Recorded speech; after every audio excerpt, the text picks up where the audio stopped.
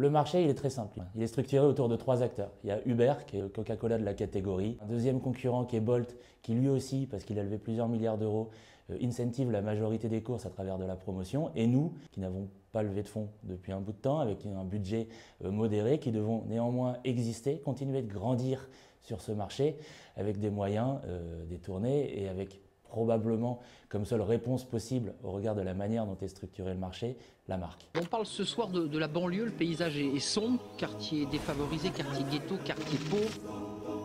On a fait un choix relativement scolaire, on a ouvert le livre de marketing à la première page et on s'est dit qu'il fallait construire un positionnement clair, un positionnement rupturiste. Et comme tout bon positionnement, il nous a imposé de faire un choix, de se priver d'une partie de la cible et d'aller travailler un territoire qui est sans doute le territoire le plus mal aimé et mal représenté en France, qui est la banlieue. Socialement, une situation accablante. L'endroit idéal pour faire pousser la graine de violence avec la drogue en prime.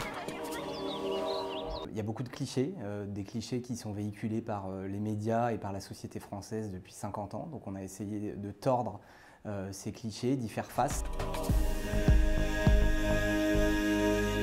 Une fois le positionnement osé avec un film de marque, il faut se rappeler qu'on a décidé d'être le fier sponsor de la banlieue et ça nous a donné un plan de communication en 3 étapes. D'abord, une opération qui visait à réduire les biais de représentation de la banlieue dans les intelligences artificielles, où on a fait infléchir Midjourney.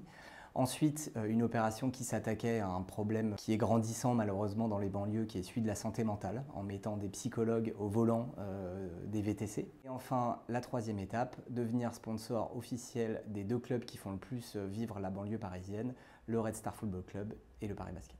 Cet investissement positif pour la banlieue, il s'est répercuté positivement sur le business. On est passé de 6 points de part de marché à 11, donc un uplift de 5 points. Ce qui est évidemment extrêmement conséquent sur un marché aussi compétitif. Et enfin, en termes de notoriété assistée, on a gagné 16 points. 16 points, c'est évidemment énorme pour celles et ceux qui connaissent ce KPI. Et ça en moins d'1 an. Et ça en fait de facto, je pense, un joli KFI.